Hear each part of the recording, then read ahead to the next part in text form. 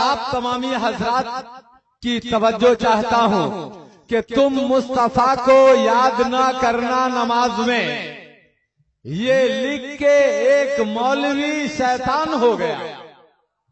ایک مولوی نے اپنی کتاب میں لکھا ہے کہ نماز میں بیوی کی یاد آ جائے تو نماز ہو جائے گی، اور نبی کی یاد آئے تو نماز نہیں ہوگی معاذ اللہ۔ ہم کہتے ہیں کہ وہ نماز تمہیں مبارک جس میں بیوی کی یاد آتی ہے، اور وہ نماز ہم سنیوں کو مبارک جس میں میرے نبی کی یاد آتی ہے۔ تم مصطفیٰ کو یاد نہ کرنا نماز میں، تم مصطفیٰ کو یاد نہ کرنا نماز میں، یہ لکھ کے ایک مولوی شیطان ہو گیا۔ لگتا ہے کہ آپ تمامی حضرات کسی خطیب کے نذرانے کی طرح اس کے لفاف میں ریزرو ہو کر کے چھپ کر کے بیٹھے ہوئے ہیں۔ کیا قیامت کے دن سبحان اللہ بولیے گا تم مصطفیٰ کو یاد نہ کرنا نماز میں، یہ لکھ کے ایک مولوی شیطان ہو گیا، اور میں نے نبی کو یاد کیا جب نماز میں تو کعبہ میری نماز پہ قربان ہو گیا۔ الحمدللہ رب العالمین والعاقبۃ للمتقین والصلاة والسلام علی سلطان الصلاطین سید الانبیاء والمرسلین محمد المختار والہ الاطہار واصحابہ الاخیار، اما بعد فاعوذ باللہ من الشیطان الرجیم، بسم اللہ الرحمن الرحیم، سبحان الذی اسریٰ بعبدہ لیلا من المسجد الحرام الی المسجد الاقصی، صدق اللہ مولانا العظیم وصدق رسولہ النبی الکریم، ونحن علی ذلک لمن الشاہدین والشاکرین والحمدللہ رب العالمین۔ اسٹیج پر تشریف فرما مقدس علماء کرام، شورا اسلام، انصر اور اطراف سے چل کر تشریف لانے والے محترم بزرگوں، نوجوان ساتھیوں، عزیز بچوں، اسلامی رشتے کی ماں اور بہنوں، السلام علیکم ورحمۃ اللہ وبرکاتہ۔ آیت کریمہ کی فضیلتیں اور برکتیں حاصل کرنے سے پہلے آئیے ہم اور آپ انتہائی محبت اور عقیدت کے ساتھ اپنے آقا و مولا، کونین کے دولہا، کالی زلفوں والے رسول، سنہری جالی والے محبوب، ڈوبتوں کو تیرانے والے پیغمبر، غم کی ہچکیاں لینے والوں کو زندگی دینے والے نبی، یتیموں کو انگلی پکڑا دینے والے رسول، بیواؤں کو کلیجے سے لگانے والے رحمت للعالمین، سدرہ سے آگے جانے والے مصطفیٰ، لامکاں کی سیر کرنے والے پیغمبر، مکے اور مدینے کی چٹائی پر بیٹھ کر ساری کائنات کی تقدیر کا فیصلہ کرنے والا اللہ کا محبوب جناب محمد رسول اللہ صلی اللہ علیہ وسلم کی بارگاہ عالیہ میں درود پاک کی ڈالیاں نچھاور کریں بآواز بلند۔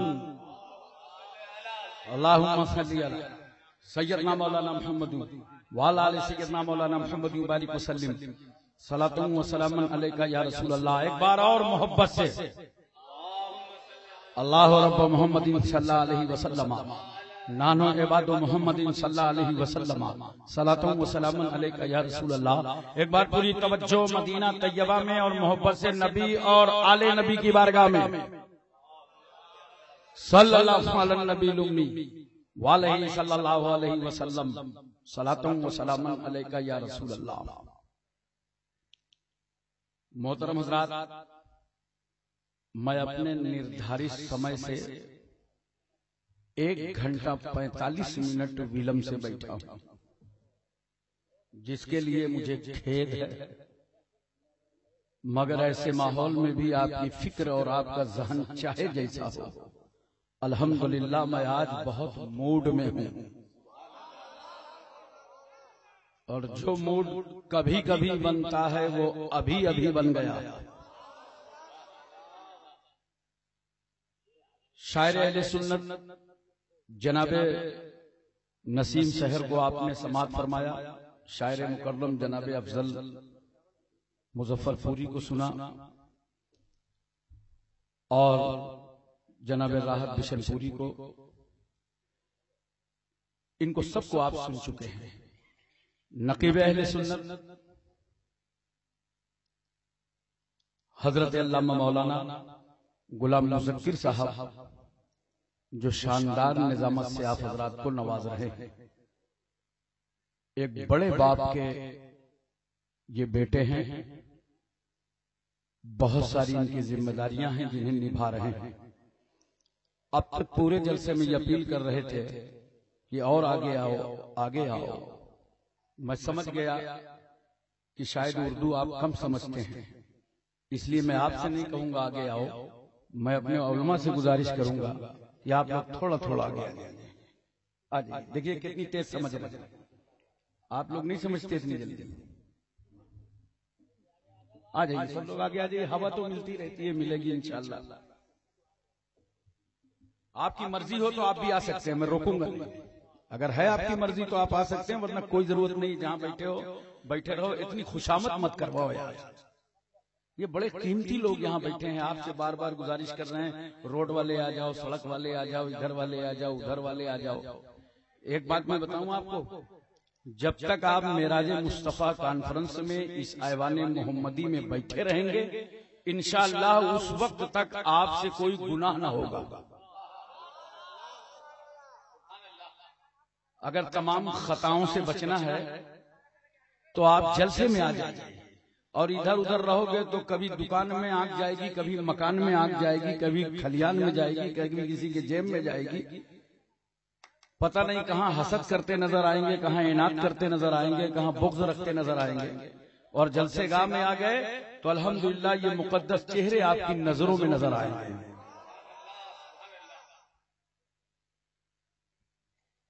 آ جائیے. ہمارے ہاں اتر پردیش میں مادری زبان میں کہتے ہیں کہ بغیر خسر پسر کیے آ جائیے. لیجئے یہ نئی اسکیم لے آئے پانی والی.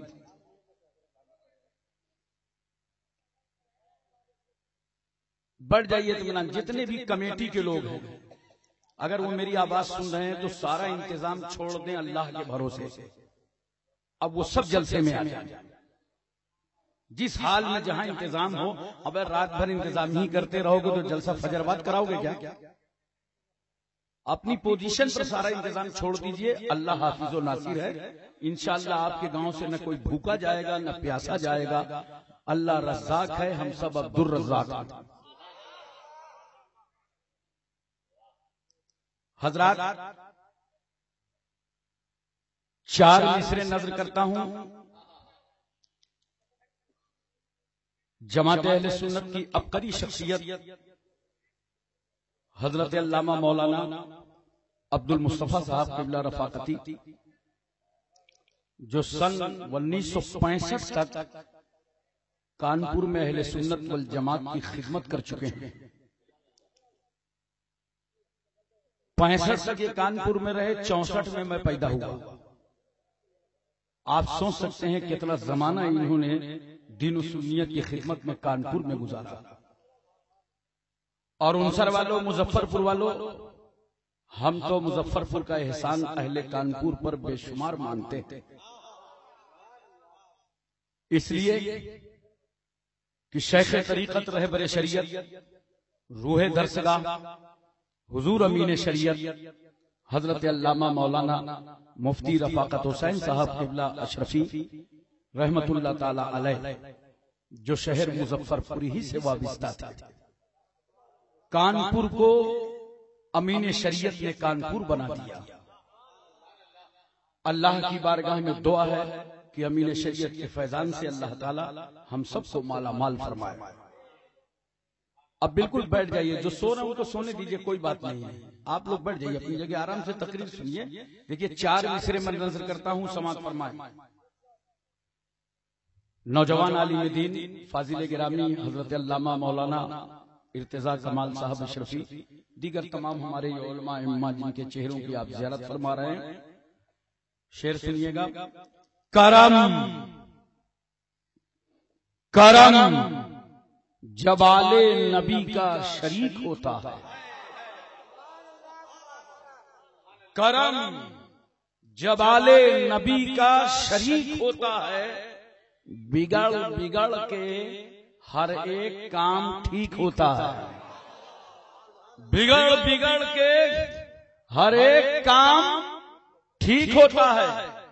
درود آل پیمبر کی یہ فضیلت ہے،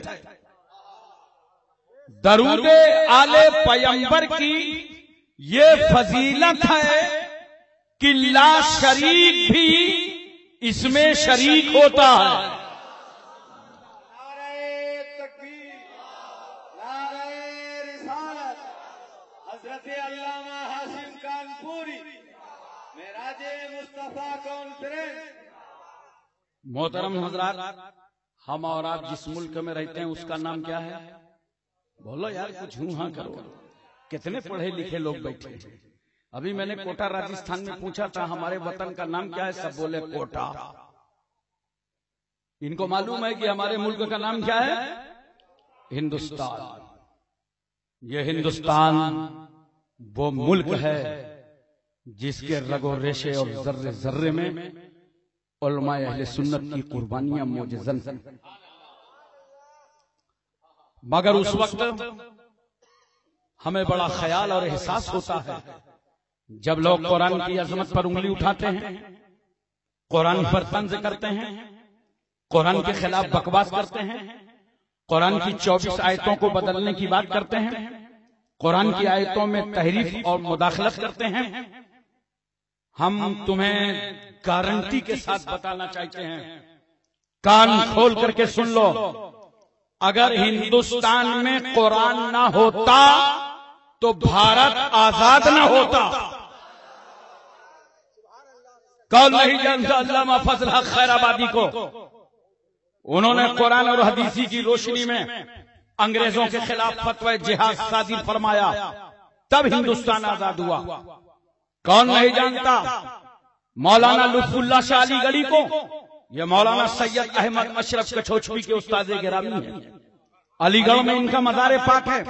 انہوں نے ایثار پیش کیا ہے، تب ملک کو آزادی ملی ہے۔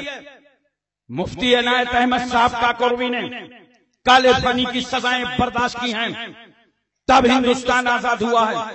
مولانا لیاقت علی صاحب الہ آبادی نے قربانی دی ہے، تب ملک آزاد ہوا ہے۔ مولانا سید کافی مراد آبادی کو مراد آباد کے چوراہے پر جب انگریزوں نے پھانسی کے پھندے پر چڑھایا تھا تو اس وقت اعلیٰ حضرت فاضل بریلوی میں فرما رہے تھے، اے لوگو، سید صاحب کی رگوں میں پہلے ہی سے خون ہاشمی موجزن تھا، لو وطن پر قربان ہو گیا۔ تو ہمارے ان اکابرین نے، بزرگان دین نے ملک کے لیے قربانیاں دی ہیں۔ مگر آج بہت افسوس ہے، ہم گزارش کریں گے ان علماء سے جو فن صحافت جانتے ہیں، جب 15 اگست اور 26 جنوری کا موقع آ جائے تو آپ بھی ہاتھ میں قلم اٹھا لیجئے، اخباروں کی سرخیاں بن جائیے اور مضامین لکھ کر ثابت کر دیجئے کہ علماء اہل سنت نے بھارت میں قربانی دی ہے۔ اس لیے کہ ہمارے علماء خاموش رہتے ہیں، کچھ لوگ اخباروں میں نظر آتے ہیں، کہتے ہیں ہمارے مولویوں نے ہندوستان آزاد کرایا تھا۔ ابے یہ چوڑی پہننے والی قوم انگریزوں کے خلاف میدان میں اترے گی؟ نوٹ کرو، جتنے علماء تھے الحمدللہ وہ سب اعلیٰ حضرت فاضل بریلوی کے ہم عقیدہ تھے۔ تو ہمارے ان اکابرین نے، بزرگان دین نے قربانی دی ہے تو ہندوستان آزاد ہوا ہے۔ نوٹ کرو، 15 اگست سن 1947 کو ہندوستان آزاد ہوا ہے، لیکن 12 ربیع الاول دوشنبہ کے دن سارا جہان آزاد ہوا ہے۔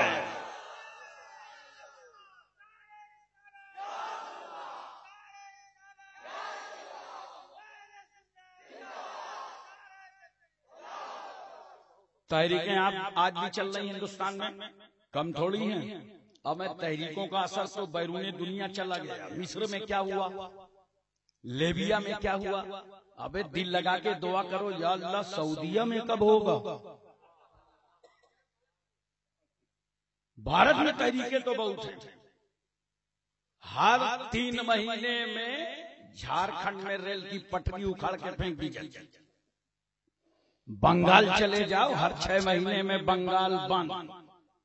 لال لال جھنڈا لیے انقلاب زندہ باد، انقلاب زندہ باد، انقلاب زندہ باد. ان سے پوچھو کیا ہوا دادا، تو بولے گا ہمیں نہ پوچھو، آگے والے سے پوچھو. ہمیں نہیں معلوم، ہمیں تو نیتا جی نے کہا تھا مکان بند کرو، دکان بند کرو، مارکیٹ بند کرو، میدان میں آ جاؤ، ہم باہر آ گئے. تحریکیں بہت چل رہی. ظاہر سی بات ہے اتر پردیش میں تحریک نہ چلتی تو اتراکھنڈ بنتا کیسے؟ مدھیہ پردیش میں تحریک نہ چلتی تو چھتیس گڑھ تیار ہوتا کیسے؟ نوٹ کر لو، پوری دنیا میں جب پبلک کو، جنتا کو، عوام کو اپنا حق مانگنا ہوتا ہے تو لوگ سڑکوں پر اترتے ہیں، تب حق ملتا ہے. بچے یتیم ہوتے ہیں تب حق ملتا ہے، مکانوں سے دھواں نکلتا ہے تب حق ملتا ہے، بیوی بیوہ ہوتی ہے تب حق ملتا ہے، آگ لگتی ہے گاؤں اور قریے میں تب حق ملتا ہے. پوری دنیا جب حق دیتی ہے تو ہاتھ پھیلا کر کے بھیک کی طرح لیڈروں سے، حکمرانوں سے حق مانگنے کے بعد حق ملتا ہے. یہ دنیا ہے جو بھیک کی طرح حق مانگنے کے بعد دیتی ہے. مگر قربان جاؤ اس انقلاب آفری پیغمبر پر. میرا رسول مکے اور مدینے کی چٹائی پر جلوہ گر ہے. نبی کے سامنے نہ کوئی آندولن ہے، نبی کے سامنے نہ کوئی دھرنا پردرشن ہے، نہ نبی کے سامنے کوئی تحریک ہے، نہ نبی کے سامنے کوئی مطالبہ ہے. مگر کتنے مہربان ہیں مصطفیٰ، بغیر مانگے غریبوں کو حق دے رہے ہیں مصطفیٰ، یتیموں کو حق دے رہے ہیں مصطفیٰ، لاوارثوں کو حق دے رہے ہیں مصطفیٰ، بیماروں کو حق دے رہے ہیں مصطفیٰ، بچوں کو حق دے رہے ہیں مصطفیٰ، جوانوں کو حق دے رہے ہیں مصطفیٰ، بوڑھوں کو حق دے رہے ہیں مصطفیٰ، ضعیفوں کو حق دے رہے ہیں مصطفیٰ. ارے وہ بیٹیاں جو پیدا ہوتے ہی زندہ دفن کر دی جاتی تھی ان کو زندگی کا حق دے رہے ہیں مصطفیٰ. وہ بیوہ عورت سماج کی جس کو منحوس سمجھا جاتا تھا اس کو عزت کا حق دے رہے ہیں مصطفیٰ. تمہاری وراثت کا حق، تمہاری وصیت کا حق، تمہاری نصیحت کا حق، تمہارے علاقے کا حق، تمہارے سماج کا حق، تمہارے معاشرے کا حق، تمہاری سوسائٹی کا حق، تعلیم کا حق دے رہے ہیں مصطفیٰ، تجارت کا حق دے رہے ہیں مصطفیٰ. ہمیں حق تو یہ ہے، انسان تو انسان. میرا رسول جانوروں کے حقوق بیان کر رہا ہے.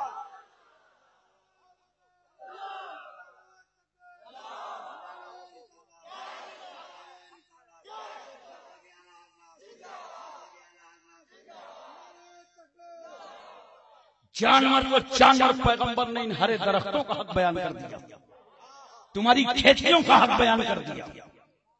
اور نوٹ کر لو، ایک حق مصطفیٰ نے تمہیں مکے میں بیٹھ کر، مدینے میں بیٹھ کر دیا، اور جب بندے کو خدا سے قریب کرنے کا وقت آیا تو رسول نے وہ حق قرب خدا سے لا کر دیا. نبی معراج کے لیے گئے اور آ کر بتانے لگے بندوں کو الصلاۃ معراج المومنین، نماز مومنوں کی معراج ہے. محترم سامعین کرام، ایک بات اور سنیے محبت کے ساتھ، بولیے پوری توجہ ہے نا؟ آپ کا ذہن حاضر ہے؟ اصل میں دیکھو، اس ملک میں جتنا اسلام پھیلا ہے وہ فقیروں سے، درویشوں سے،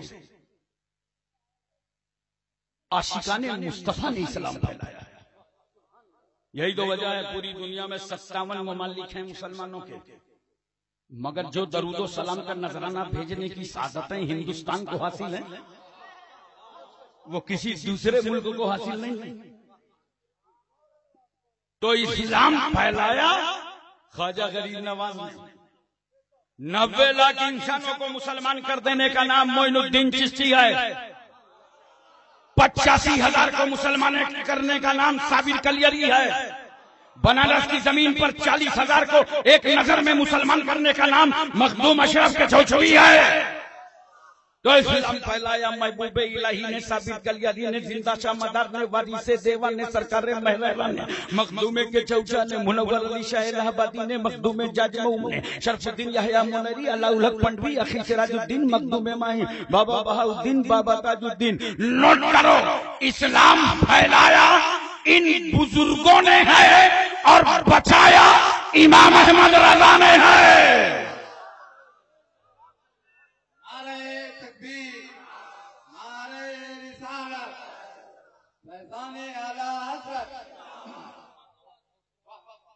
آج کل کچھ لوگ اسلام پھیلا رہے ہیں، مسجد میں ٹانگ پھیلا رہے ہیں اور کہہ رہے ہیں ہم اسلام پھیلا رہے ہیں۔ ایک بات بتاؤ، تم اپنے محلے کی مسجد میں اگر لائٹ نہ ہو تو جو چراغ جلاتے ہو مٹی کے تیل کا تو نہیں جلاتے؟ بولو بھائی، جلاتے ہو تو بند کر دینا۔ میں بہت چھوٹا سا تھا، میرے دادا نے کہا بیٹا میں بازار جا رہا ہوں۔ میں نے کہا کون سا کام ہے دادا؟ کہا مسجد کے لیے تیل خریدنے جا رہا ہوں۔ ارے گھر میں لاہی ہے، سرسوں ہے، تیل تو ہے ہی ہے، دکانیں ہیں گاؤں میں، آپ مٹی کا تیل خرید لیجئے۔ کہا نہ بیٹا، مٹی کا تیل کا چراغ ہم مسجد میں نہیں جلاتے۔ توجہ کیجئے، مٹی کے تیل کا چراغ ہم اتنے بڑے خوش عقیدہ ہیں کہ مٹی کے تیل کا چراغ مسجد میں نہیں جلاتے، اور کچھ لوگ پورا اسٹوو دھونک رہے ہیں۔ اسلام پھیلانے کی اسٹائل دیکھو، اتنی بڑی داڑھی، اتنا اونچا صافہ، اور بغل میں AK-47۔ اس سے اسلام پھیلے گا؟ بولو، تم اسلام نہیں پھیلا رہے ہو، اسلام کا تعارف غلط کرا رہے ہو۔ آج سے 30 سال پہلے مولانا عبد المصطفیٰ صاحب تشریف فرما ہے، پوچھ لیجئے ٹرین میں جب چلنا ہوتا تھا، جنرل ٹکٹ لے لو، اندر چلے جاؤ، بڑے بڑے جٹا دھاری بیٹھے رہتے تھے، داڑھی دیکھا، ٹوپی دیکھا، پکار اٹھے مولوی صاحب آئیے بھائی، بیٹھیے، مولوی صاحب کو بیٹھائیے، اپنے بغل میں بیٹھائیے، بتائیے مولوی صاحب آپ کس مسجد میں ہیں، کون سے مدرسے میں؟ بڑے بھلے آدمی معلوم ہوتے ہیں۔ اب داڑھی ٹوپی سے اپنے آپ سیٹ کنفرم، اور آج یہ بدعقیدے کچھ اسلام پھیلا رہے ہیں کہ ہم شتابدی میں ہیں، راجدھانی میں ہیں، ایئرپورٹ پہ ہیں، اور جیسے ہی بورڈنگ کارڈ لے کر کے فلائٹ کی طرف بڑھے، لوگ گھور گھور دیکھنے لگے، جہاز میں بیٹھنے جا رہے، داڑھی ٹوپی اٹیچی ہے، دیکھو کہیں جھولا تو نہیں ہے جس میں آلو ہو۔ یہ ماحول کس نے خراب کیا؟ بولو، تم بدعقیدوں نے۔ نوٹ کر لو، افغانستان کی مزاروں میں تالا ڈالنے سے اسلام نہیں پھیلے گا، اسلام جو انداز فقیری سے پھیلے گا، اسلام جو طرز فقیری سے پھیلے گا۔ اور یہی وجہ ہے آج تک ہندوستان کے اس مدرسے میں چھاپا نہیں پڑا جس کا تعلق خواجہ غریب نواز سے۔ ہمیں کوئی کٹنگ ہو تو مجھے دکھاؤ، CBI کی رپورٹ ہو تو مجھے بتاؤ، کوئی اخبار کی نیوز ہو تو مجھے سمجھاؤ۔ اسی لیے تو ہم کہتے ہیں بھارت کا آتنکواد، دہشت گردی کا اگر خاتمہ چاہتے ہو تو تمام مدارس عربیہ کو اولیاء کرام کے نام سے جوڑ دو۔ حضرات دیکھیے، آج کل تو کچھ لوگوں کو مزاروں سے بڑی بے چینی ہے۔ ایک شام مجھے ملے، کم مزار نہیں جانا، میں نے کہا اور بتا کہاں کہاں کیا کیا کہنا چاہتا ہے؟ کہا بڑے پیر صاحب کا توشہ نہیں کرنا چاہیے۔ میں نے کہا کچھ بولے گا؟ کہا ہاں، کربلا والوں کا کھچڑا نہیں کرنا چاہیے۔ ابے میں نے کہا کھچڑا ہے، اب کھچڑا سے جو بگڑا ہے وہ بالکل بچھڑا ہے، مرد نہیں ہے۔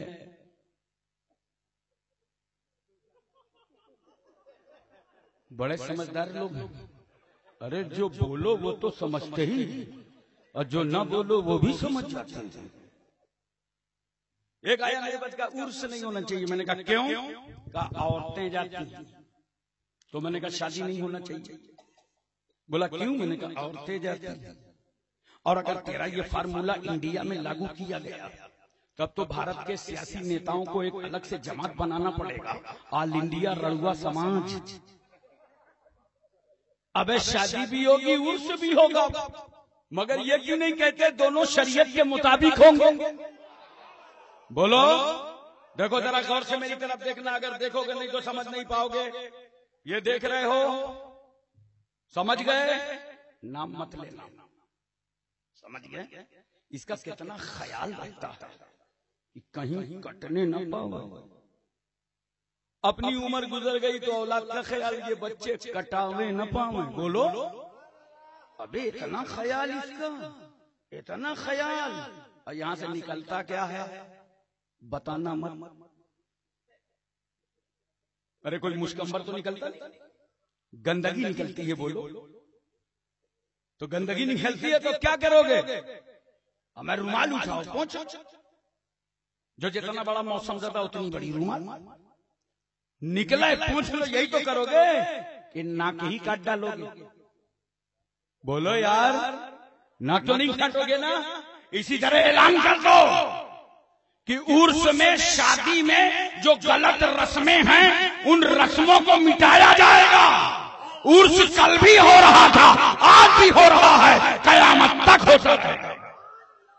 نعرے تکبیر، نعرے رسالت، معراج مصطفیٰ کانفرنس، نوجوانان اہل سنت عظیم آباد۔ میں نے اپنی زندگی میں جب سب سے پہلے شخص کو کلمہ پڑھایا، 22 سال کا نوجوان، دل لگا کے بولو سبحان اللہ، 22 سال کا نوجوان کلمہ پڑھ کر وہ مسلمان ہو گیا۔ میں نے اسے پوچھا بیٹا تجھے اسلام میں پسند کیا آیا؟ بولا گرو جی میں نے تو اسلام پڑھا ہی نہیں، تو بتاؤں کیا؟ ارے میں نے کہا کچھ تو پلے پڑا۔ کہا ایک بات بہت سمجھ میں آئی، یہ جاج مئو کانپور میں حضرت مخدوم شاہ اعلی رحمت اللہ علیہ کا مزار اقدس ہے، جو ہندو مسلم سکھ عیسائی سب کے آستھا کا کیندر ہے، سبھی جاتے ہیں تو میں بھی آنے جانے لگا۔ میں آپ کے سامنے جس مزار کی بات کر رہا ہوں آج الحمدللہ 27 سفر کو کل ہوتا ہے، جس میں تقریباً 5 لاکھ کا مجمع ہوتا۔ اس فقیر کو وہاں کل میں دعا کرنے کی سعادتیں حاصل ہیں، اور صحن مزار میں ایک نیم کا درخت ہے۔ جب قاری قرآن کل پڑھتا ہے تو نیم کے درخت کی ساری پتیاں میٹھی ہو جاتی ہیں۔ کہا حضرت میں نے بھی اشنان کیا، سر پر رومال رکھا اور مزار پہنچ گیا تو میری آتما کو شانتی معلوم ہوئی۔ میں نے وہیں سے فیصلہ کر لیا کہ جب کانپور کی مزار میں لیٹے ہوئے ایک ولی کی عظمتوں کا یہ عالم ہے تو مدینے کے محمد کی رحمتوں کا کیا عالم ہوگا۔ لیکن آج کل کچھ لوگ پوری تحریک مزاروں کے خلاف چلا ہے، بولو چلا رہے۔ اب ہم تم کیا، اکبر جیسا بادشاہ جس نے منت مانگی تھی خواجہ غریب نواز کے آستانے پر کہ میرے بیٹا پیدا ہوگا تو میں آگرہ سے لے کے اجمیر تک پیدل جاؤں گا۔ بولو اکبر بادشاہ کی طرح آج ان کو پاور ہوتا نا تو اجمیر جانا ہی بند کروا دیتے۔ وہ وقت کا بادشاہ کہہ رہا تھا پیدل جاؤں۔ شیخ سلیم چشتی کی بارگاہ میں کہا حضرت دعا فرما دیجیے، میرے اولاد نرینہ نہیں۔ حضرت نے بھی دعا فرمائی، اور جب بچہ پیدا ہوا تو حضرت شیخ سلیم چشتی کی بارگاہ میں آیا۔ حضرت شیخ نے پوچھا کیا نام رکھا ہے؟ کہا میں نے اس کا نام آپ کے نام سے سلیم رکھ دیا ہے۔ تو جانتے ہو کیا فرمایا تھا شیخ سلیم چشتی نے؟ کہ ساتھ میں جہانگیر بڑھا لینا، جہانگیر بڑھا لینا، اس لیے کہ جب میں نے تمہاری اولاد کے لیے دعا کیا تھا تو وسیلہ سید اشرف جہانگیر کے چچوی کو بنایا تھا۔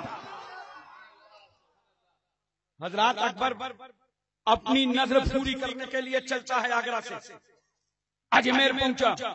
آج لوگ کہتے ہیں مزاروں پہ نہ جاؤ ورنہ خدا یاد نہیں آتا، کیسے کیسے نئے نئے فارمولے لاتے ہیں۔ مزار نہ جاؤ اللہ یاد نہیں آتا۔ ابے اللہ والے کے یہاں جاؤ گے اللہ یاد نہیں آئے گا تو کیا ملا یاد آئے گا؟ نوٹ کرو، اکبر جیسے بادشاہ کو حکومت کرتے ہوئے خدا یاد نہیں آیا، شیش محل میں رہ کر خدا یاد نہیں آیا، عیاشی کرتے ہوئے خدا یاد نہیں آیا، دین الہی چلاتے ہوئے خدا یاد نہیں آیا، تکبر کے نشے میں چور ہو کر خدا یاد نہیں آیا، غرور اور گھمنڈ کے پہاڑ میں دب کر خدا یاد نہیں آیا۔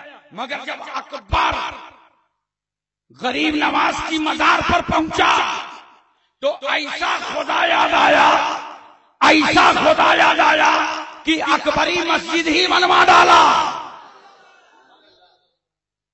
ارے ہم تم کیا اکبر کیا، ایک بات بتا دوں بڑی پیاری بات ہے، پوری توجہ ہے نا، محبت سے بولو سبحان اللہ۔ اصل میں پبلک کا مذکر بھائی ایک رجحان ہے، چاہے جتنی قیمتی بات اگر آہستہ بولو تو سمجھ رہے ہیں کہ لگتا ہے اس میں کوئی دم نہیں ہے، یہ مطلب نہیں کوئی بات آہستہ کی جائے تو قیمتی نہیں، ہر بات شاعر کی اور عالم کی قیمتی ہوتی ہے۔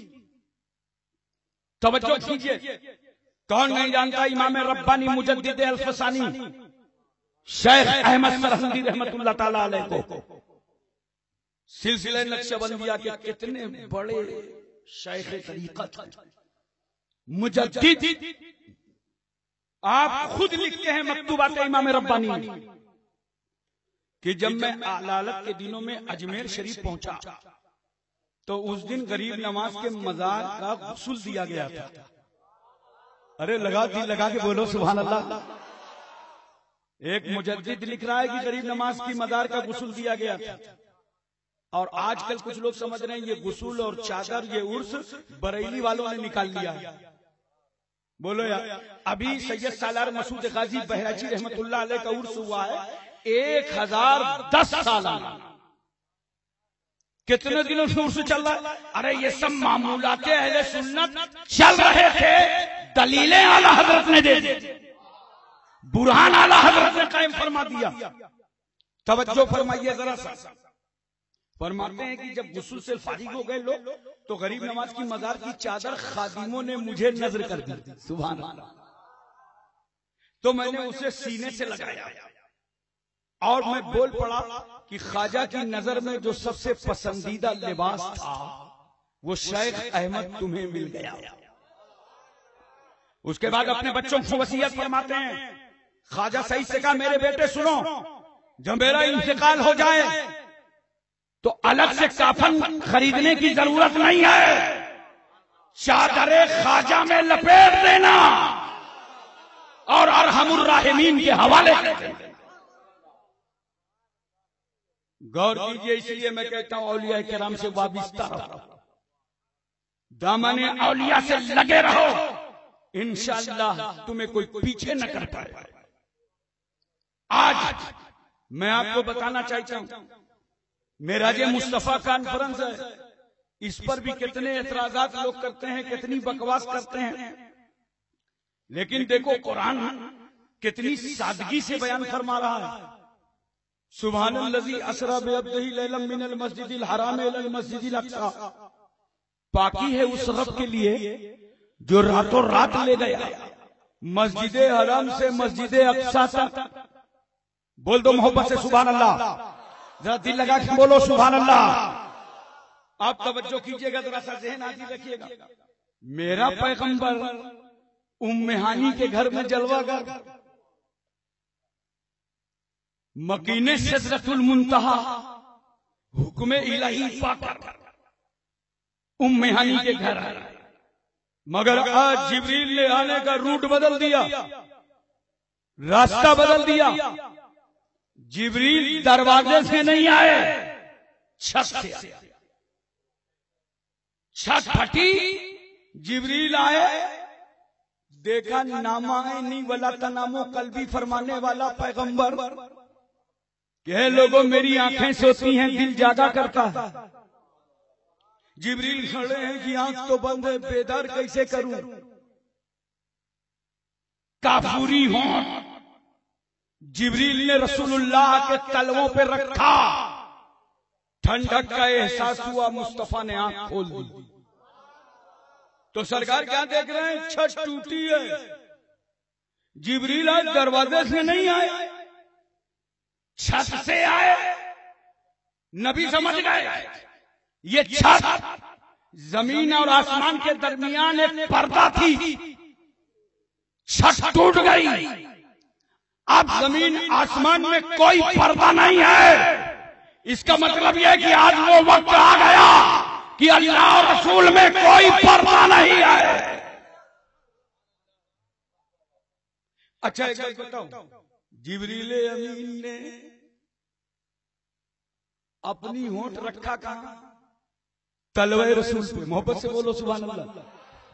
جبریل بتا رہے ہیں نبی کا تلوہ ہے، اسی میں تو سارا جلوہ ہے، جو مان گیا تو عمر بھر حلوہ ہی حلوہ ہے، اور جو نہ مانا تو مرنے تک بلوہ ہی بلوہ ہے۔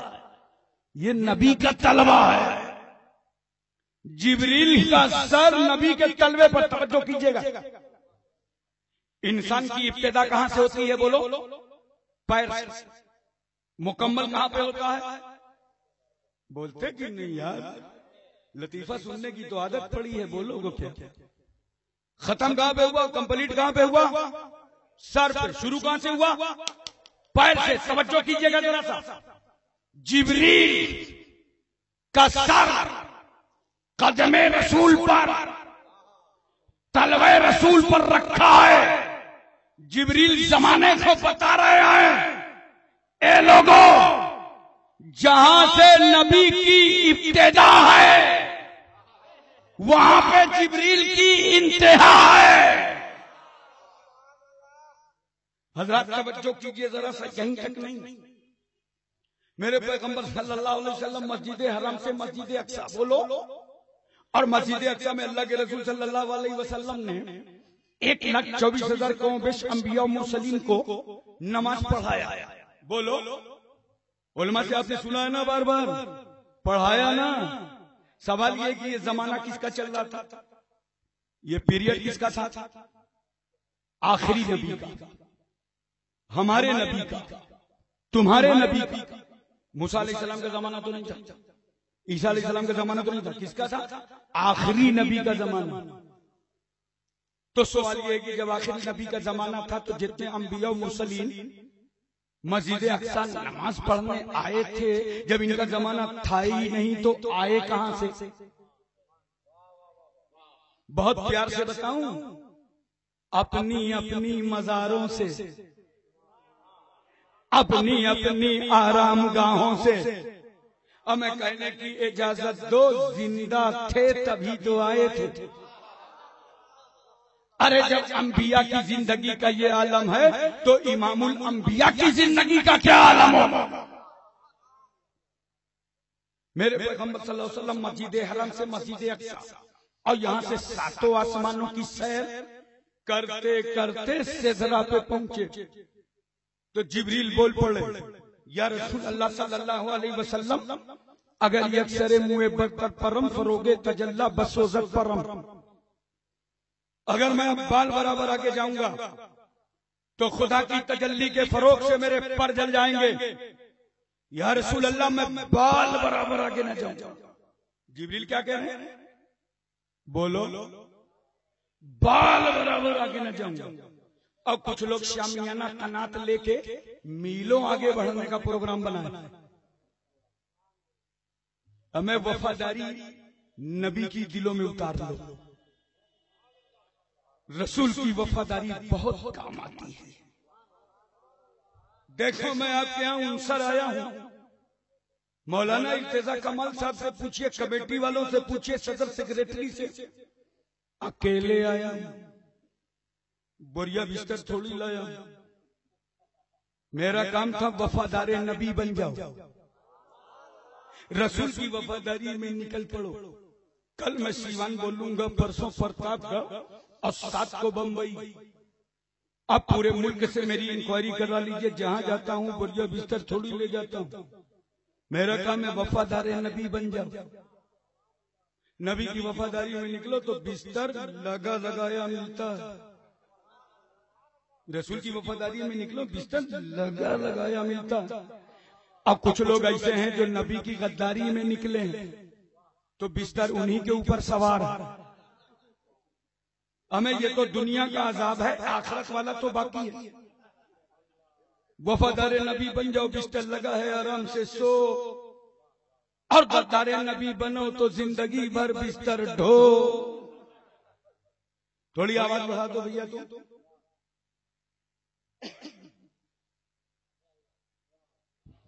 تو جبریل کہہ رہے ہیں بال برابر آگے نہ جاؤ. میں نے کہا جبریل، مسجد حرام سے مسجد اقصی 7 آسمانوں کی سیر، قدم قدم پر ساتھ رہے، تعارف کراتے رہے، پہچان کراتے رہے، آسمانوں کی سیر کراتے رہے. اب سدرہ کے بعد بال برابر آگے نہ جائیں گے. کہاں؟ کیوں نہ جائیں گے؟ کہاں؟ اگر میں بال برابر گیا تو میرا رسول ایسے نازک مقام پر جا رہا ہے جہاں میرے پر جلنے کا خطرہ ہے. میں نے کہا جبریل، جب اتنی نازک جگہ رسول جا رہے تھے تو آپ نے رسول کو جانے کیوں دیا؟ روک لیتے، یا رسول اللہ میں سید الملائکہ ہوں، افضل الملائکہ ہوں، سید الملائکہ ہوں، روح الامین ہوں، مکین سدرۃ المنتہا ہوں، میرے پر جلنے کا خطرہ، نبی آپ آگے نہ جائیے۔ اے جبریل آپ نے روکا کیوں نہیں؟ کہ میری طرح ہوتے تو روک لیتا۔ میں نے کہا ساتھ میں کیوں نہیں گئے؟ کہ ان کی طرح ہوتا تو چلا جاتا۔ جبریل نے بتا دیا نہ رسول ہماری طرح نہ ہم رسول کی طرح۔ ہمیں یہی عقیدہ تو حضرت میکائیل کا ہے، نہ ہم رسول کی طرح نہ رسول ہماری طرح۔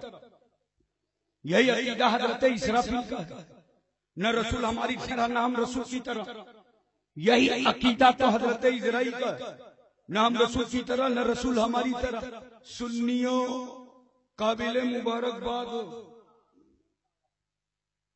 ملک الموت بھی ملے تو اپنے ہی عقیدے کے۔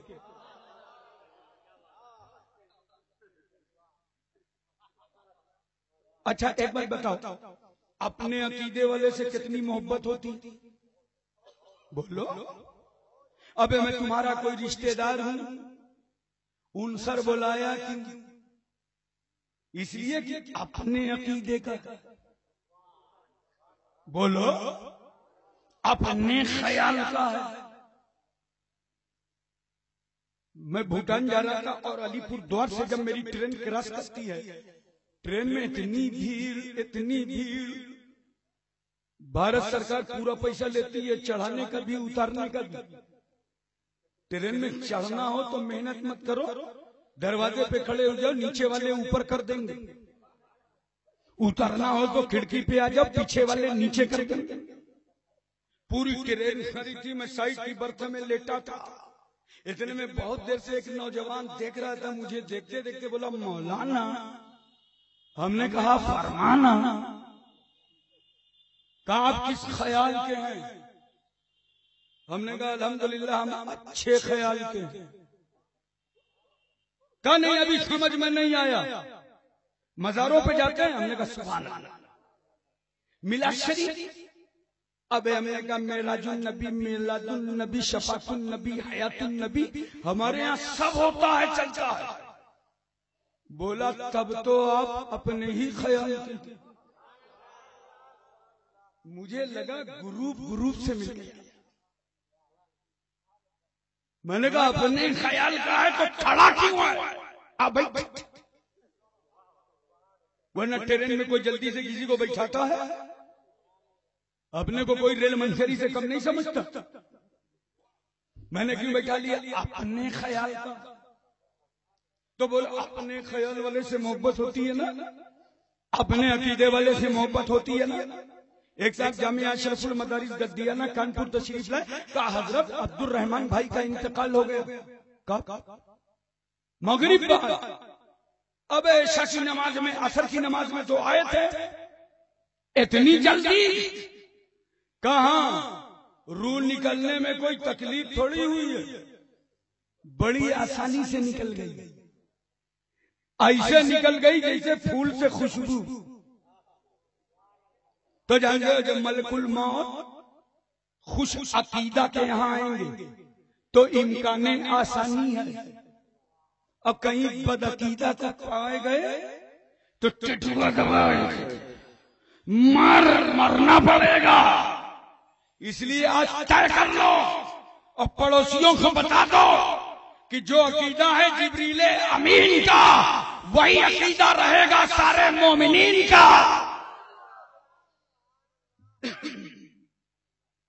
محترم حضرات ایک بات اور سنیے محبت کے ساتھ، آپ نے علماء کرام سے بارہا سنا ہوگا، اللہ کے رسول صلی اللہ علیہ وسلم جب معراج سے واپس آئے چھٹے آسمان پر، آج دیکھو لوگ کیا کیا لکھتے ہیں، بولتے ہیں اور کہتے ہیں، اتنا علم تھا، اتنا علم تھا، ادھر کا نہیں تھا، ادھر کا نہیں تھا۔ اب اللہ نے رسول کو بے حساب دیا ہے، رسول نے خدا سے بے حساب لیا ہے، تو اللہ بے حساب دے رہا ہے، رسول اللہ بے حساب لے رہے ہیں، اور یہ بدنصیب ملا حساب لے رہا ہے۔ یہ کہنے میں کیا کلیجہ پھٹتا ہے کہ دینے والا خدا جانے اور لینے والے مصطفیٰ جانے۔ چھٹے آسمان پر موسیٰ کلیم اللہ سے ملاقات ہوئی، اللہ کے کلیم نے پوچھا اللہ کے حبیب امت کے لیے کیا لائیں؟ سرکار نے فرمایا 50 وقت کی نماز۔ کہا سرکار میں نے بنی اسرائیل کو بہت ہدایت کیا تھا، یہ قوم اعمال میں پیچھے ہے، اتنی نماز ادا نہیں کر پائے گی، کم کرا لیجیے۔ سرکار تشریف لے گئے۔ ایک روایت میں یہ ہے کہ ایک بار جانے سے 5 کم ہوتی تھی، ایک روایت میں یہ ہے کہ ایک بار جانے سے 10 کم ہوتی تھی۔ 5 والی روایت مانو تو اس کا مطلب یہ ہے کہ سرکار 9 بار گئے۔ ارے زور سے بولو یار، سرکار 9 بار گئے۔ نوٹ کرو، جب اللہ نے اپنے محبوب کو بلایا تو ایک بار، اور بلا کر جب نبی کو اختیار دیا تو میرا رسول 9 بار گیا ہے۔ ایک بار جانے سے 5 کم، 9 بار جانے سے کتنی کم؟ بولو یار، یہ عنصر والے سوچ رہے ہوں گے اگر ایک بار سرکار نے اور کرم فرما دیا ہوتا تب تو سارا حساب بن جاتا، کیونکہ اللہ کی رحمت پر بھروسہ ہے کہ نماز تو معاف ہو جاتی، ثواب پورا ملتا۔ نماز آج کے رکعت پڑھتے ہو، کئی ٹائم کی پڑھتے ہو؟ 5۔ کئی ٹائم کی بولو؟ اور ثواب؟ ارے یہ کون سی مزدوری؟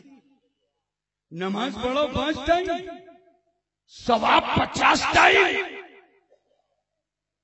اے اللہ، تو نے رکعتیں کم کر دی، مقدار کم کر دی، تعداد کم کر دیا، مگر ثواب کم نہیں کیا۔ خدا کی رحمت مسکرا پڑی، میرے بندو، میرے محبوب نے رکعتیں کم کروائی تھی، ثواب تھوڑی کم کروایا تھا۔ اچھا ایک بات مجھے اور بتاؤ، بولو پوری توجہ ہے نا، ذہن حاضر ہے؟ اللہ ایک ہی بار میں 45 کم کر دیتا، یہ 9 بار جانے کی کیا ضرورت تھی؟ تو جانتے ہو یہ وہی موسیٰ علیہ السلام ہیں جنہوں نے خدا سے کہا تھا اے اللہ مجھے اپنا دیدار دکھا دے، تو اللہ نے فرمایا لن ترانی، موسیٰ تم ہمیں ہرگز نہیں دیکھ سکتے۔ آج جب رسول معراج سے واپس ہوئے تو خدا کی رحمت مسکرا پڑی، موسیٰ تم نے خدا کو دیکھنے کی بات کی تھی، خدا کو نہیں دیکھ سکے، لو اس رسول کو دیکھو جس نے خدا کو دیکھا ہے۔ موسیٰ علیہ السلام نے دیکھا، طبیعت نہیں بھری، کہا سرکار نماز کم کرا لیجیے، سرکار نماز کم کرا لیجیے۔ گویا موسیٰ یہ چاہتے ہیں کہ اے رسول آپ بار بار خدا کو دیکھیں اور ہم ہر بار مصطفیٰ کو دیکھیں، تاکہ امت کا کام بھی چل جائے اور موسیٰ کا کام بھی بن جائے۔ اچھا ایک بات اور بتاؤ، یہ جو نماز میں کنسیشن ہوا موسیٰ علیہ السلام کے وسیلے سے، بولو زور سے بولو یار، کس کے وسیلے سے؟ موسیٰ۔ میں یہی تو آپ کو سمجھانا چاہتا ہوں، کس کے وسیلے سے؟ بول دو زور سے بولو۔ دیکھو آج کل کچھ لوگ کیا کہتے ہیں، مزار والا کام نہیں آتا، مزار جانے سے فائدہ کیا، کوئی کام نہیں آئے گا۔ پوچھو تو موسیٰ علیہ السلام چوتھے آسمان پر گئے کہاں سے تھے؟ تو میرے رسول فرماتے ہیں جب میں مسجد حرام سے مسجد اقصی جا رہا تھا تو میں نے راستے میں دیکھا رائے تو موسیٰ یصلی فی قبرہ، میں نے موسیٰ کو دیکھا کہ وہ اپنی قبر میں نماز پڑھ رہے ہیں۔ اب وہی موسیٰ چھٹے آسمان پر کنسیشن کروا رہے ہیں، توجہ کیجئے ذرا سا، وہی موسیٰ کنسیشن کروا رہے ہیں۔ کتنا کام آیا مزار والا، بولو یار۔ اب اگر مزار والے کا وسیلہ پسند نہ ہو تو کوئی زبردستی نہیں ہے، پورے 50 وقت کی پڑھا کرو، اور جب 50 وقت کی پڑھیں گے تو دیکھنا قبر میں کتنے پڑھیں گے۔ خدا مل نہیں سکتا ان کا وسیلہ چھوڑ کر، غیر ممکن ہے کہ چڑھے چھت پہ زینہ چھوڑ کر۔ اچھا ایک بات بتاؤ، اگر آپ کو اپنے مکان کے اوپر جانا ہو تو سیڑھی بسیڑھی زینہ بزینہ، بولو نیند آ رہی ہے کیا آپ کو؟ اصل میں نیند آتی ہے نا تو آنکھ بند ہو جاتی ہے اور منہ کھل جاتا ہے، تب لگتا یہ ہے کہ اب تقریر سنے گا نہیں، تقریر کھائے گا۔ آپ نے دیکھا ہوگا جب نیند آتی ہے نا تو جماہی آتی ہے، جماہی سمجھتے ہو نا؟ آپ کو نیند آ رہی ہے، مذکر بھائی سو رہی رہے، جاگ رہے ہیں، ان پہ آج کیفیت طاری ہے، یہ مت سمجھیے گا کہ یہ بھی موقع موقع سے فائدہ اٹھا رہے ہیں، اتنی غور سے تقریر کسی کی سنتے نہیں ہیں۔ توجہ کیجئے ذرا سا، نیند آتی ہے تو جماہی آتی ہے نا۔ دیکھو میرے پیغمبر کتنی پیاری بات فرماتے ہیں، جماہی آئے تو روکو، اور نہ رک سکے تو ہاتھ لگاؤ، منہ کو ڈانپ لو۔ کون سا ہاتھ لگاؤ گے؟ وہی امریکی جس سے زیادہ کام کرتے ہیں۔ اور طریقہ یہ ہے، دیکھو اگر ایک جلسے میں ایک حدیث پر عمل کر لیا تو جلسہ کرانے والوں کی محنت وصول ہو گئی، اور اللہ تعالیٰ اس کے صدقے میں ہماری بخشش فرما دے گا۔ تو جماہی آئے تو روکو، نہ رک سکے تو ہاتھ لگاؤ، منہ کو ڈھانپ لو۔ اور اگر کسی کے پاس ہاتھ ہی نہ ہو تب ایک آسان نسخہ بتاؤں، گنبد خضرا کا تصور کر لو، جماہی رک جائے گی۔ سمجھ گئے؟ میں کلکتہ میں تقریر کر رہا تھا، جب میں نے کہا کلکتہ والوں جماہی سمجھتے ہو؟ سب بولے حضرت آپ نے تو ہم لوگوں کو بالکل جاہل ہی سمجھ لیا، اتنا بھی نہ سمجھیں گے۔ میں نے کہا کس کو کہتے ہیں؟ کہا داماد کو۔ ہم نے کہا یار مصیبت نہ کھڑی کر دینا، ہاوڑا اسٹیشن پر گھیرا ہو جائے۔ کیسے عالم کو کانپور سے بلا لیا ہے جو تمام دامادوں کا سسرال جانے سے قرآن حدیث کی روشنی میں بائیکاٹ کر رہا ہے، اس لیے کہ کچھ داماد ایسے ہیں جن کا سسرال کے دانے دانے پر نام لکھا ہے، اور آج کل کے نوجوانوں نے تو بورے بورے میں لکھوا رکھا۔ تم رات بھر ہاشم کانپوری کی تقریر سنتے رہے، صبح ہی اپنے مکان میں، دکان میں، میدان میں آرام سے بیٹھے تھے، اتنے میں آنکھ بند ہوئی، منہ کھلا تھا۔ آپ نے حدیث پر عمل نہیں کیا، نہ اسے ڈھانپا، نہ منہ کو ڈھانپا، نہ روکا، آنکھ بند تھی، منہ کھلا تھا۔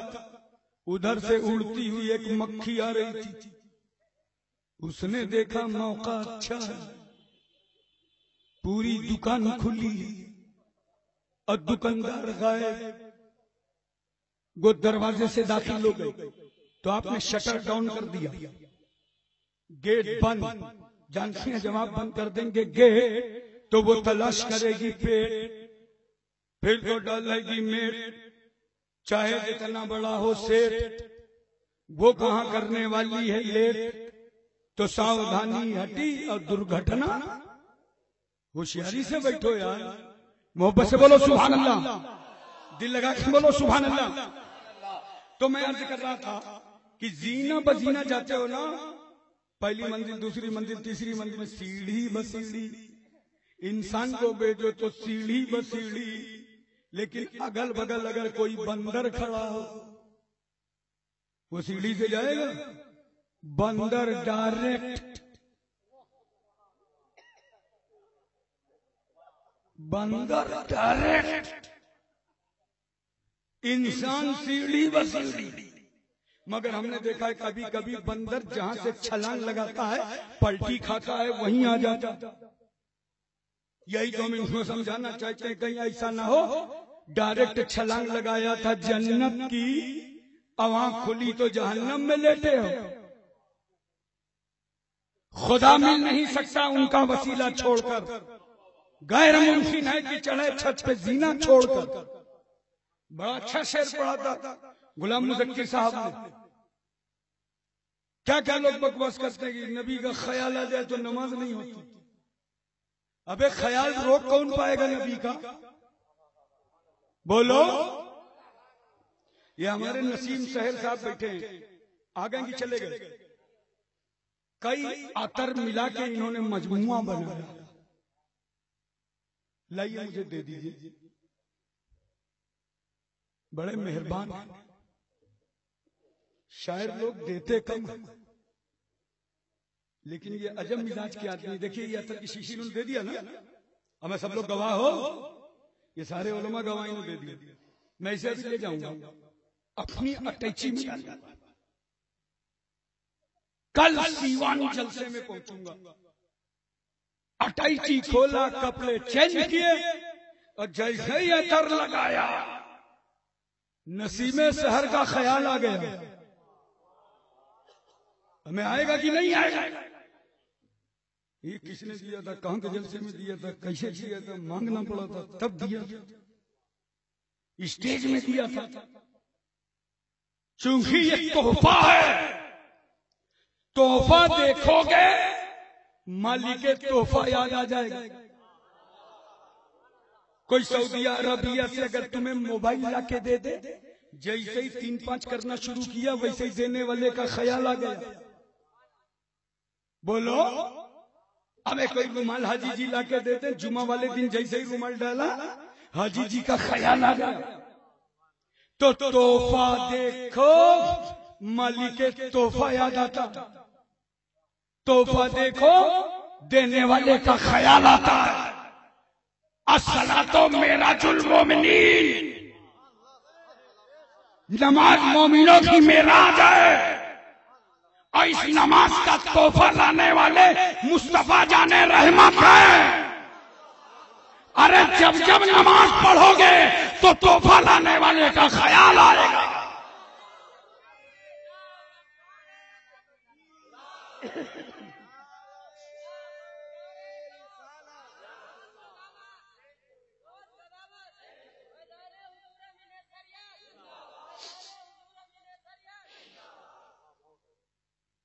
لیکن دوستو نماز پابندی سے پڑھو. بولو, ہمیں یہی تو افسوس ہے جن پر نماز فرض ہے وہ پڑھتے نہیں, اور جن پہ فرض نہیں ہے وہ پڑھوانے نکلے ہیں. سنی علماء کو تمہاری وجہ سے طنز کیا جاتا ہے, تمہاری وجہ سے تانے دیے جاتے ہیں. اپنے محلے کی خالی مسجدوں کو سجدوں سے بھر دو, مگر نماز پڑھنا تمہارے سجدوں میں شبیری اثر ہو. دیکھو نا کربلا میں سب لڑائی میں شہید ہوئے, حسین نماز میں,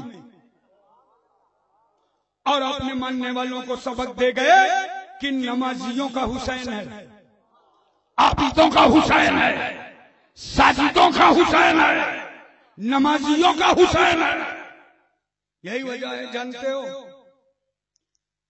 یزیدیوں نے امام علی مقام کا سر مبارک نیزے پر بلند کیا. مورخ لکھتا ہے یہ دنیا کا پہلا شہید ہے جن کی شہادت کے بعد سر نیزے پر بلند ہوا ہو. مگر حسین کا سر نیزے پر بلند ہو کر یہ بتا رہا تھا یزیدیوں ہم کل بھی سر بلند تھے اور آج بھی سر بلند نظر آ رہے ہیں.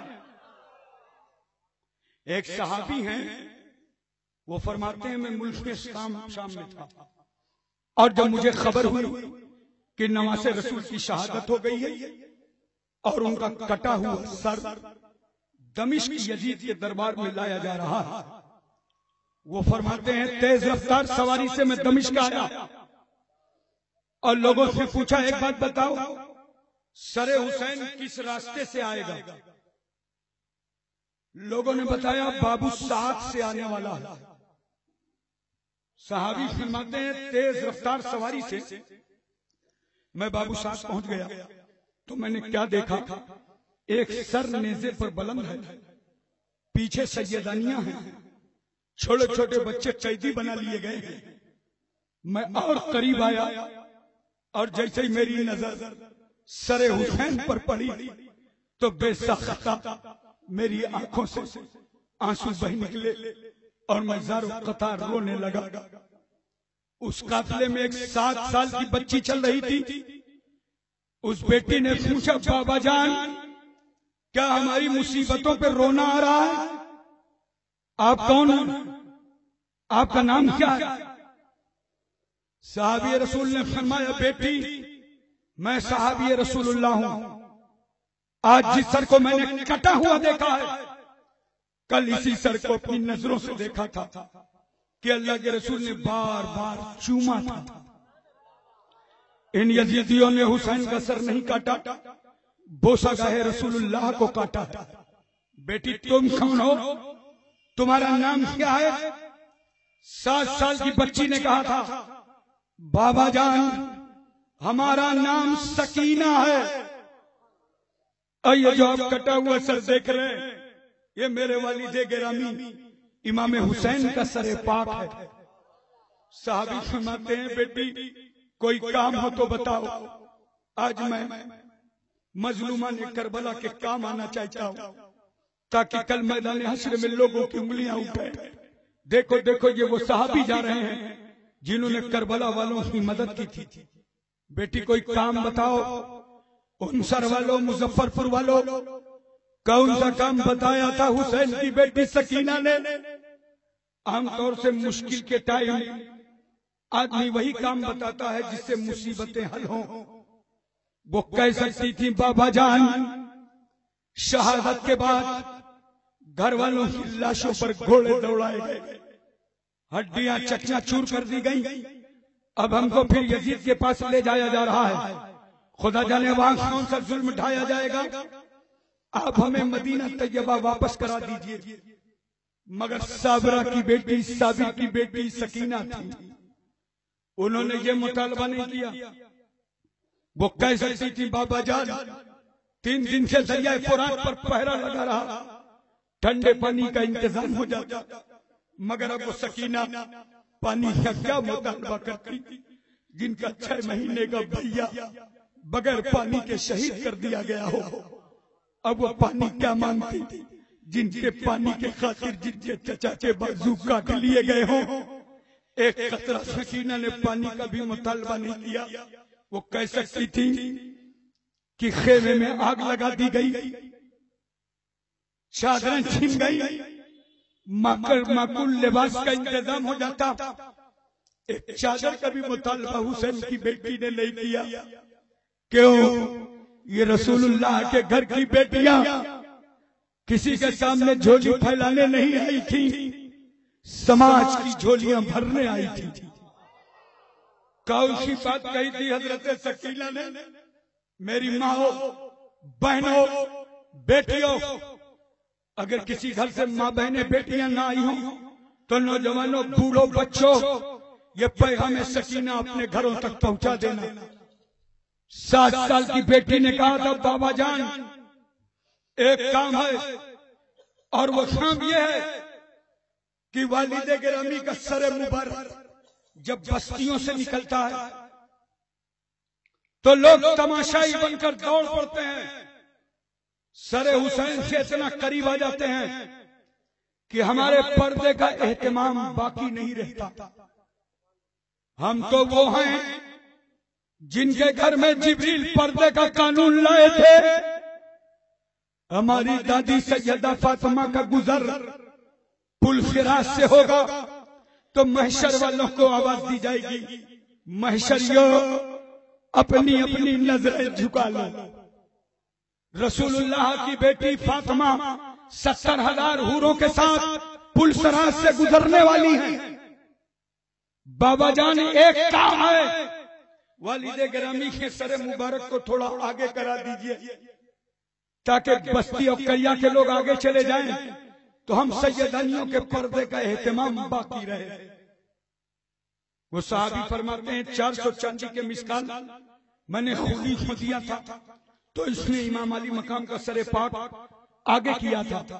محترم حضرات اس مقام پر ایک بات میں آپ سے پوچھنا چاہتا ہوں، بولو پوری توجہ ہے نا؟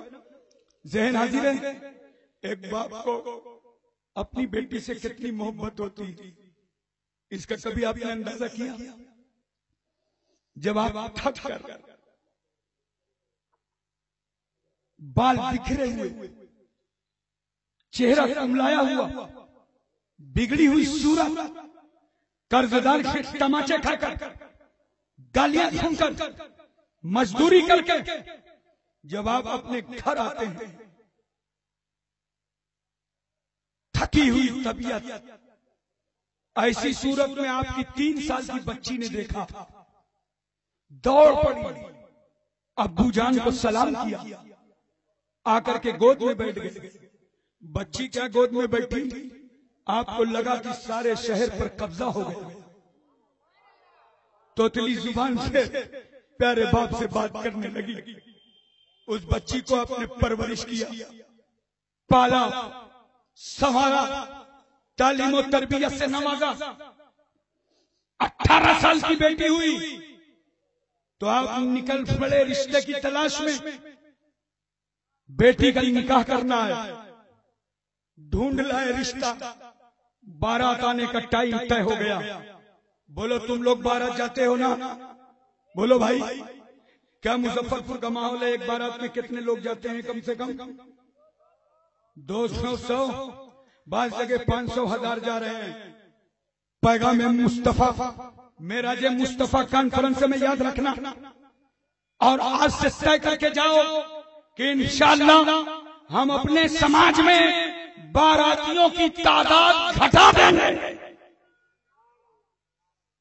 کسی کے دروازے کم تعداد میں جایا کرو، اور شادیاں رات میں کرنے کے بجائے دن میں کرو، خرچ کم آئے گا۔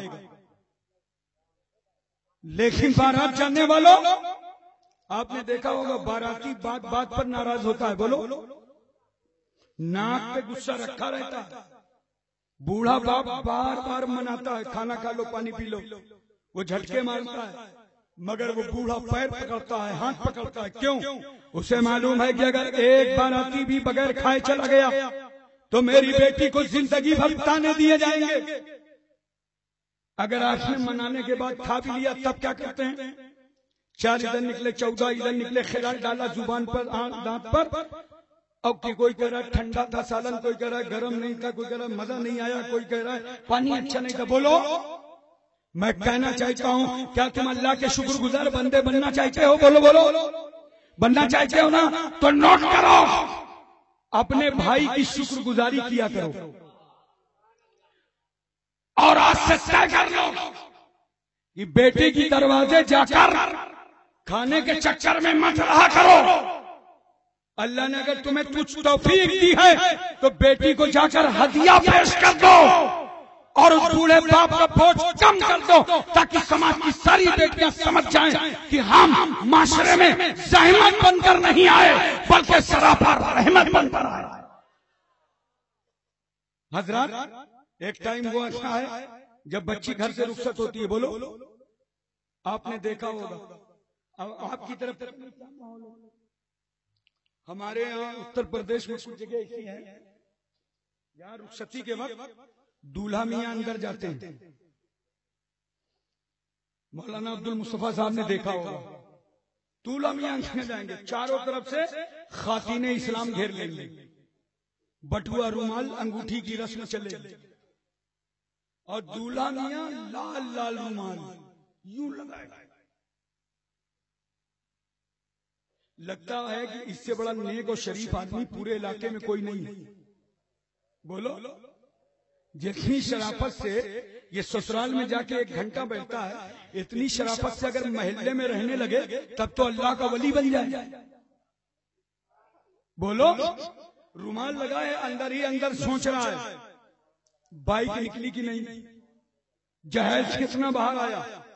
بولو، سوچ رہا ہے نا؟ جب زیادہ انگوٹھی اور رومال ہو گئے تو غور کر رہا ہے کہ وہ بڑھیا ساس نہیں آئی سونے کی انگوٹھی لے کے۔ جیسے سونے کی انگوٹھی سامنے آئی، ہاتھ بڑھایا، پہن لیا۔ نوٹ کرو، سونا پہننا مرد کے لیے حرام ہے۔ بولو،